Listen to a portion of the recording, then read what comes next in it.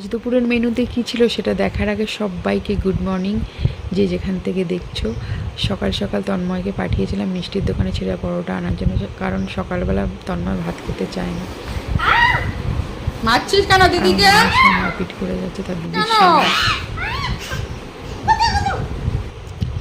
তো তন্ময়ের জন্য পরোটা আনা হলেও, মানে আমার জন্যও আনা হয়েছিল, আমি জাস্ট অল্প খেয়েছি। আর আমার কিচেন গার্ডেনের থেকে আমি শাক তুলে নিয়ে এলাম, আর এই যে তন্ময়কে খাবারটা দিয়েও দিয়েছি। তো এই যে আলু আর মটরের তরকারি আর মিষ্টি কুমড়ো নিয়ে নিয়েছিলাম। আর এই যে আমার ব্রেকফাস্টটা, আলুর তরকারি, দুরকম শাক ভাজা আর আলু শাকের তরকারি, পটল ভাতে, পাঁপড় ভাজা, এটা আমার ব্রেকফাস্ট। তারপরে মাম্মা সোনাকে স্নান করিয়ে খাইয়ে ঘুমোতে নিয়ে গিয়ে তাকে ঘুম পাড়িয়ে এই যে লাঞ্চটা রেডি করেছিলাম, মাছের তরকারি, শাক ভাজা আর মাছ ভাজা। তো কেমন